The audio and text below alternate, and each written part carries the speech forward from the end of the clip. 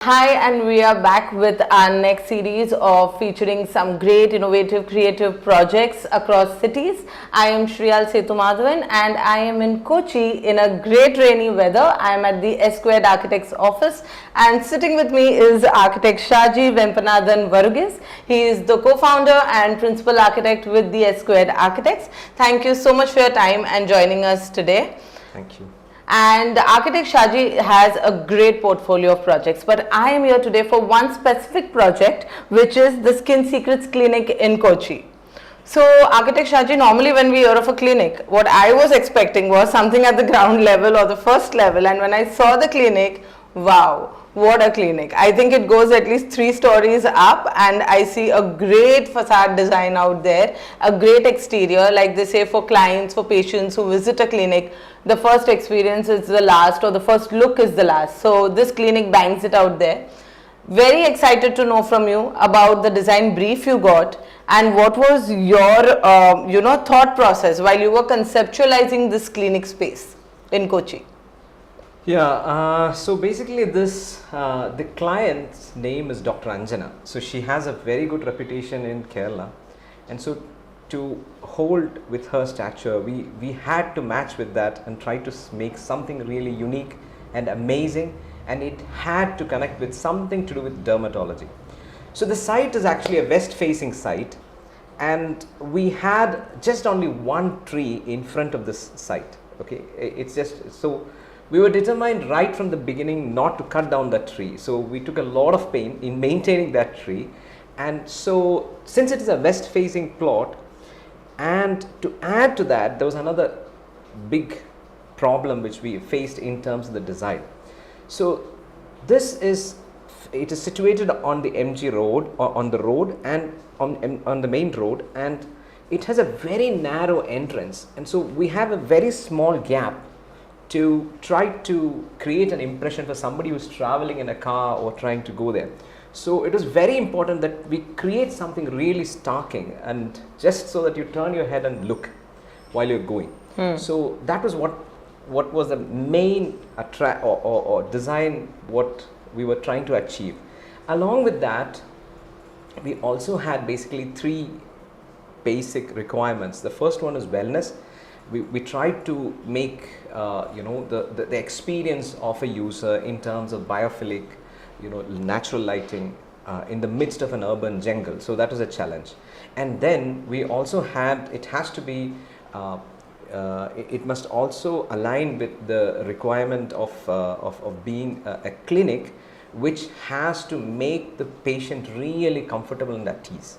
So combined with all these requirements, and above all, it has to be also functional.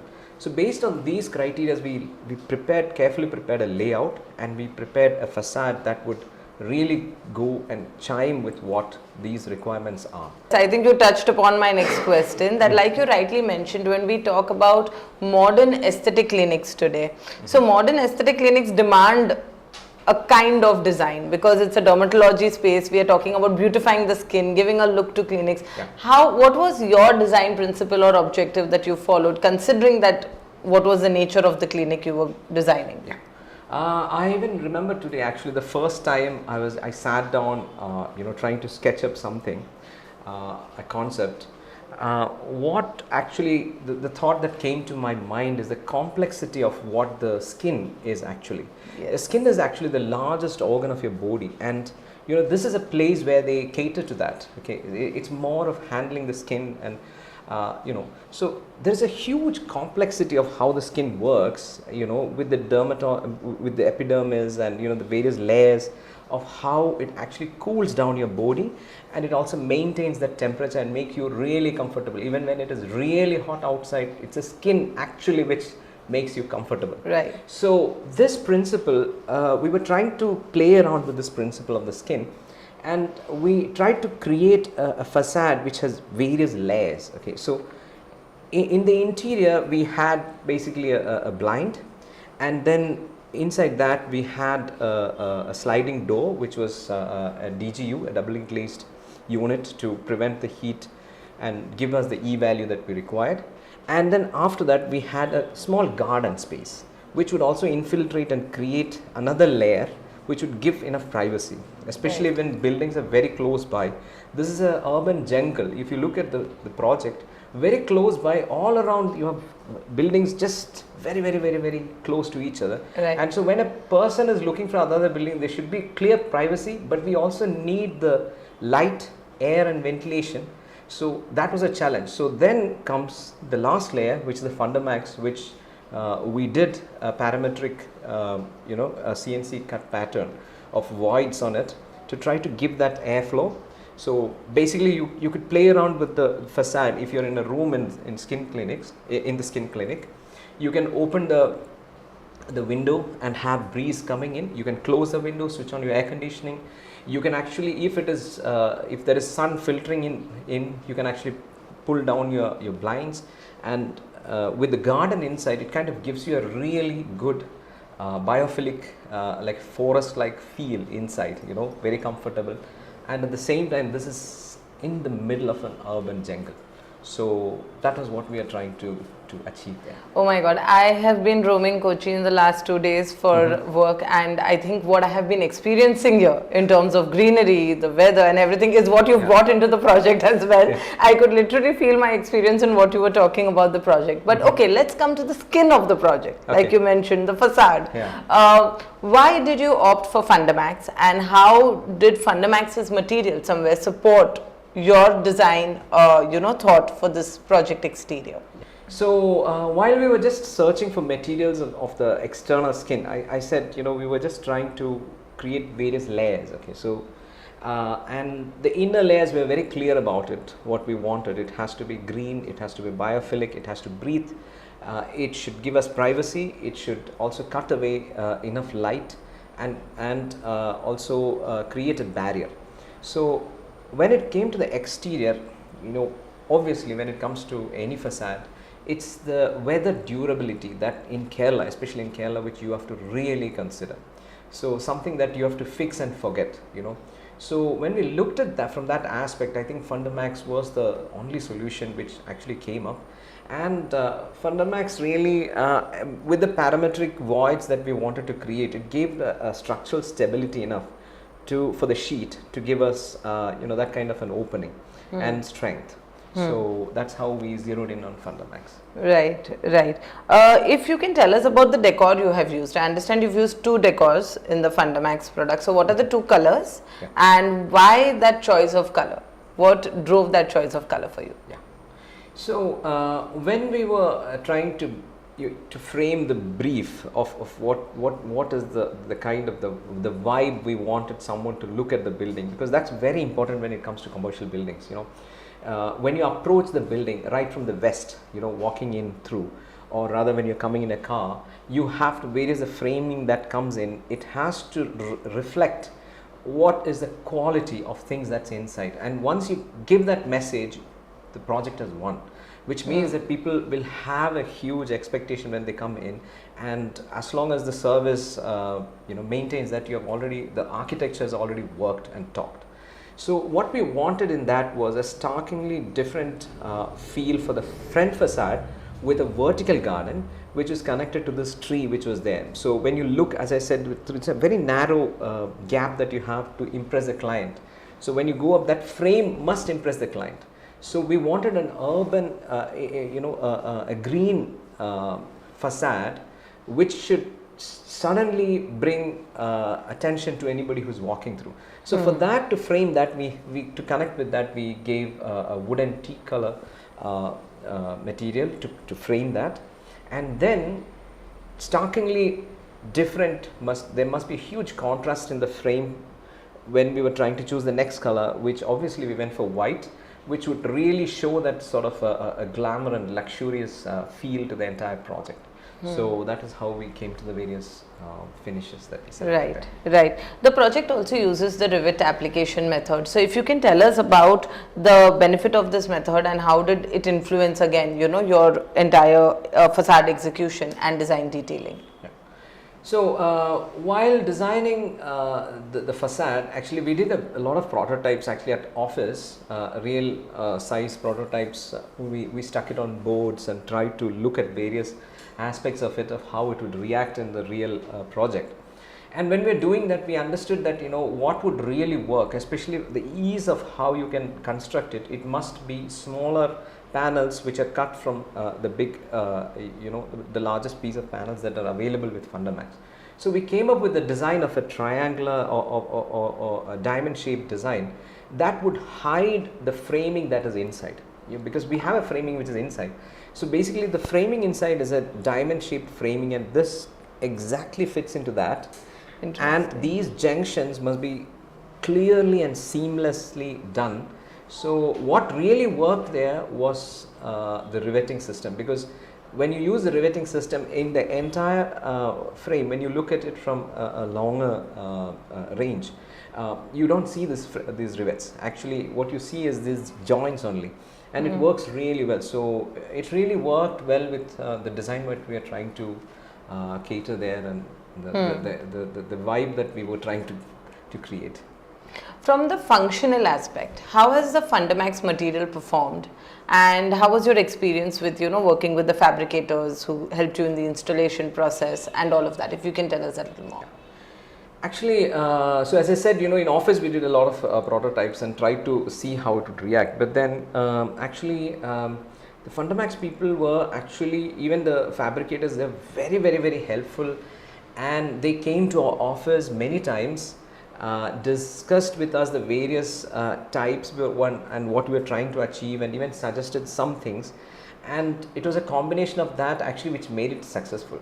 So what happened is, with that input we reiterated, because we have to make it work, you know, in terms of the modular sizes that comes out from the panels.